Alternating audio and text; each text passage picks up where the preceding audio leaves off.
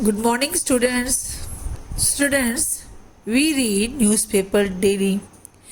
In that, we see 3/4 of the newspaper is full of violence. So, today we are going to read our lesson on violence.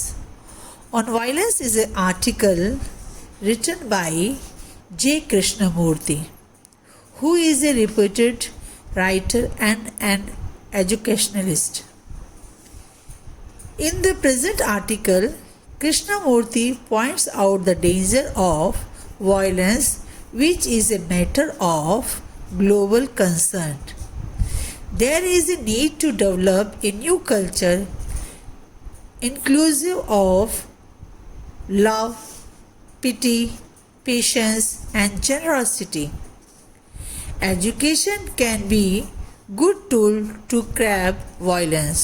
So today we are going to read chapter 2 on violence. बच्चों, आज हम द्वितीय अध्याय on violence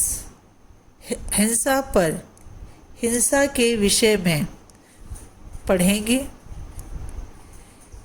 जे कृष्णमूर्ति एक बहुत ही प्रसिद्ध लेखक हैं। वो एक विद्वान हैं और उन्होंने इस लेख के माध्यम से बताया है कि हिंसा कितना घातक है पूरे विश्व के लिए और हमको एक ऐसा समाज, ऐसी संस्कृति तैयार करनी है जिसके अंदर प्यार, सहानुभूति, दया और उदारता हो। और उनके अनुसार शिक्षा ही एक अच्छा उपकरण है जो कि हिंसा को मिटा सकता है, दूर कर सकता है। इसलिए शिक्षा के माध्यम से आज हम ये जानेंगे। ऑन वायलेंस, हिंसा पर या हिंसा के विषय पर लेख, आर्टिकल है ये। Before reading the lesson, let us see the difficult words with their meanings. Violence. Violence का अर्थ है हिंसा। Deliberately का अर्थ है जानबूझकर। एंटागोनिज्म का अर्थ है विरोध। अल्टीमेट का अर्थ है अंतिम। मेम का अर्थ है चोट पहुंचाना। इनहेरेंट का अर्थ है जन्मजात। रैशनल का अर्थ है बुद्धिमान। ब्रूटल का अर्थ है हिंसक या क्रूर। एग्रेसिवनेस का अर्थ है आक्रामकता। वेपराइज्ड का मतलब है वाष्पीकृत। एक्सप्लोडेड का अर्थ है विस्फोटित। सीक का अर्थ है तलाशना। Now let us start the lesson. There is a great violence in the world. संसार में बहुत ज़्यादा मात्रा में हिंसा है। There is a physical violence and also inward violence. शारीरिक हिंसा है और मन की आंतरिक हिंसा है। Physical violence is to kill another, to hurt other people consciously, deliberately or without thought, to say cruel things full of antagonism and hate, and inwardly inside the skin to dislike people, to hate people, to criticize people. शारीरिक हिंसा किसी को जान से ख़त्म कर देना है, दूसरों को चोट पहुंचाना है, जानकर जानबूझकर ऐसे कार्य करना है, या फिर अनजाने में भी अगर ऐसा हो जाता है। कुछ क्रूर चीज़ें जो कि बहुत ज़्यादा क्रूरता से भरी हैं, विरोध करना, नफरत करना और आंतरिक वायलेंस, हिंसा हमारे मांस के अंदर यानी हमारी मन की भावना, कैसी लोगों से नफरत करना, उनसे चिढ़ना, उनकी आलोचना करना। Inwardly we are always quarreling, battling not only with others but with ourselves. अंदर ही अंदर हम हमेशा लड़ते रहते हैं, संघर्ष करते रहते हैं, ना सिर्फ दूसरों से बल्कि अपने आप से भी। We want people to change. हम चाहते हैं लोग बदल जाएं। We want to force them to our way of thinking. हम उनको बाध्य करते हैं, उनको जोर देते हैं कि वो हमारे अनुसार चलें, हमारे अनुसार सोचें। So, in the first paragraph, we have seen about violence. There are two types of violence, physical and inward violence. Next paragraph. In the world, as we grow up, we see a great deal of violence at all levels of human existence. संसार में जैसे जैसे हम बड़े होंगे, हम देखेंगे बहुत ज़्यादा मात्रा में हिंसा है। हिंसा हर स्तर पर अपने को देखने को मिलेगी। जहाँ जहाँ मानव अस्तित्व है, वहाँ वहाँ हमको हिंसा देखने को मिलेगी। The ultimate violence is war, the killing for ideas, for so-called religious principles, for nationalities, the killing to preserve a little piece of land. और अंतिम हिंसा युद्ध है। लोगों को विचारों के लिए मारना है, धर्म के नाम पर, धर्म के सिद्धांतों के नाम पर, राष्ट्रीयता के नाम पर। एक जमीन के छोटे से टुकड़े के पीछे to do that man will kill, destroy, maim and also be killed himself. और इसको करने के लिए व्यक्ति दूसरे को मार रहा है, उसको नष्ट कर रहा है, उसको अपंग बना रहा है और खुद भी मर जा रहा है। There is enormous violence in the world. संसार में बहुत ज़्यादा मात्रा में हिंसा है। The rich is wanting to keep people poor. अमीर चाहता है गरीब ही बना रहे। And the poor wanting to get rich. और गरीब चाहता है अमीर बन जाए। And in the process hating the rich. और इस प्रक्रिया में वो अमीरों से नफरत करने लग जाता है। And you being caught in the society are also going to contribute to this. क्योंकि तुम भी इस समाज के ही हिस्से हो और तुम भी इसी में अपना आगे योगदान देने वाले हो। In the second paragraph, we see about the types of violence.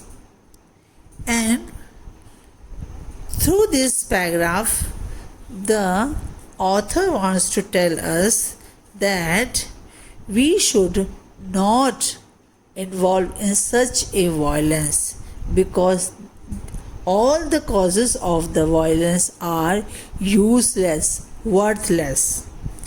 दूसरे पैराग्राफ में हमने देखा कि सारी जगह संसार में हिंसा ही हिंसा है, और ये हिंसा जिन कारणों से है वो कारण अर्थहीन है, कारण कोई है ही नहीं, सिर्फ फालतू की विषय है। और हम भी समाज के हैं, हम भी इस हिंसा में नहीं पड़ जाएं। Now see the next paragraph. There is violence between husband, wife and children. हम देखते हैं पति, पत्नी और बच्चों में भी हिंसा है। There is violence, antagonism, hate, cruelty, ugly criticism, anger, all this is inherent in man, inherent in each human being. जो हिंसा है और जो विरोध की भावना है, नफरत है, क्रूरता है, गंदी आलोचना है, गुस्सा है, ये सारे की सारी चीज़ें इंसान के अंदर जन्मजात से ही होती हैं, उसके अंदर पहले से ही होती हैं और हर व्यक्ति के अंदर होती हैं। It is inherent in you, और तुम्हें भी है। तुम भी अपने आप को देखोगे तो पाओगे कि तुम में भी ये सब चीज़ें हैं। And education is suppose to help you to go beyond all that, not merely to pass an examination and get a job. और शिक्षा ही तुम्हें इन सब चीज़ों से अलग कर देगी। शिक्षा का अर्थ मात्र परीक्षा में पास हो जाना और एक अच्छी नौकरी लेना नहीं है। You have to be educated so that you become a really beautiful, healthy, sane, rational human being. Not a brutal man with a very clever brain who can urge and defend his brutality. तुम्हें शिक्षित होना है, तुम्हें शिक्षित होकर एक बहुत ही सुंदर, स्वस्थ, अच्छे दिमाग वाला, बिल्कुल तर्क से बात करने वाला, बुद्धिजीवी, बुद्धिमान इंसान बनना है, ना कि एक क्रूर आदमी, एक जंगली आदमी जिसके अंदर एक बहुत चालाक दिमाग है और उस चालाक दिमाग को वो इस्तेमाल कर रहा है अपनी क्रूरता के बचाव के लिए। You are going to face all this violence as you grow up. जैसे जैसे तुम बड़े होगे तो तुमको ये सारी की सारी हिंसा का सामना करना पड़ेगा। You will forget all that you have heard here. और जो तुमने यहाँ पे पढ़ा है ये सब तुम उस समय भूल जाओगे। And will be caught in the stream of society. और तुम उसी की धारा में, समाज में जो धारा बह रही है उसमें तुम भी बहने लग जाओगे। You will become like the rest of the cruel, hard, bitter, angry, violent world, and you will not help to bring about a new society, a new world. और जब तुम उस धारा में बह जाओगे तो तुम भी वैसे ही बन जाओगे जैसे अन्य लोग हैं। जैसे अन्य लोग कैसे हैं? वो हैं निर्दयी हैं, सख्त हैं, उनके मन में कड़वाहट है, वो जल्दी गुस्सा होने वाले हैं, हिंसा करने वाले हैं। और उस समय तुम्हें ये ध्यान नहीं हो रहेगा कि तुमने क्या पढ़ा था और तुम भी उसी सोसाइटी में रहने के कारण उसी जैसे बन जाओगे और तुम बिल्कुल भी नए संसार या नए वर्ल्ड को, नए संसार को बनाने के लिए कुछ भी अलग नहीं करोगे। In the third paragraph, we see how violence is a danger. How violence becomes a hazard to a society, and as we are social animal living in society, we also become the rest, like the rest of the society.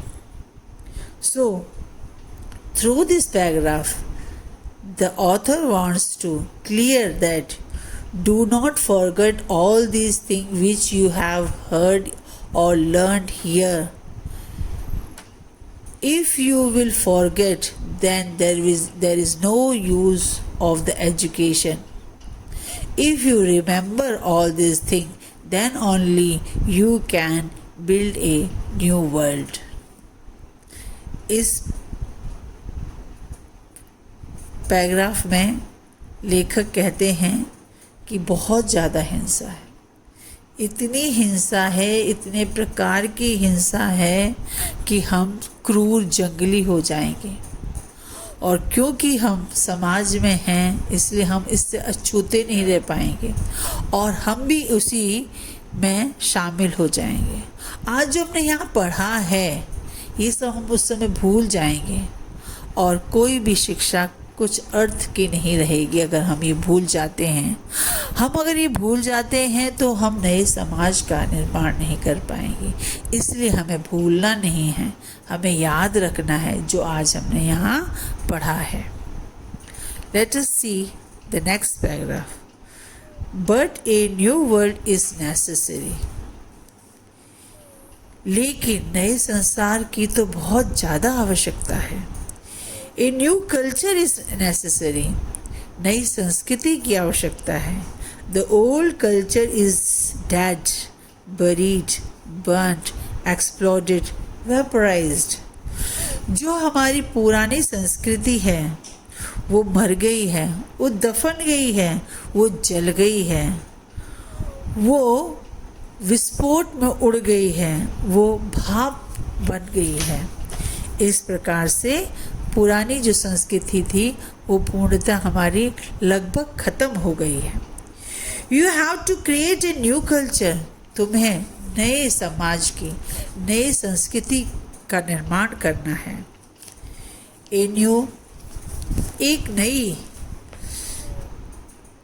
संस्कृति। ए new culture can not be based on violence. एक नई संस्कृति हिंसा पे आधारित नहीं होगी।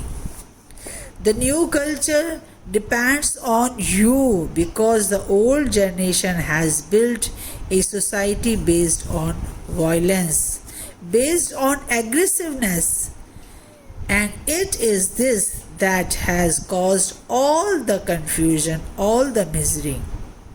एक जो नया समाज आपको बनाना है, क्योंकि जो पुराना समाज था, पुराने पीढ़ी ने जो बनाया था समाज, जो संस्कृति बनाई थी, उस संस्कृति का आधार हिंसा था। और आपको अब नए संस्कृति का निर्माण करना है, क्योंकि जो पुरानी संस्कृति थी वो संस्कृति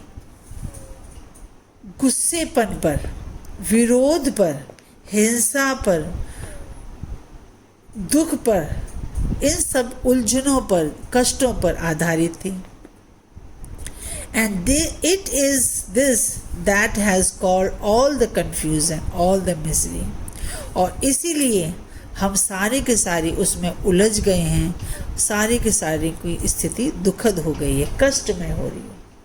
The older generation have produced this world and you have to change it.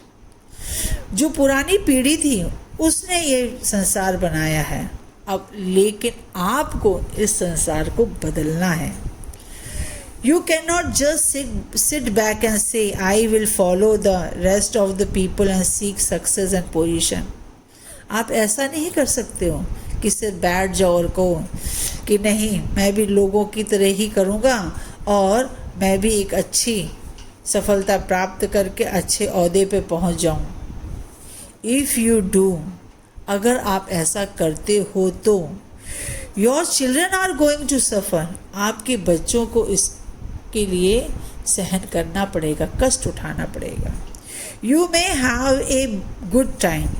शायद तुम्हारा समय तो अच्छा बीत जाए, but your children are going to pay for it.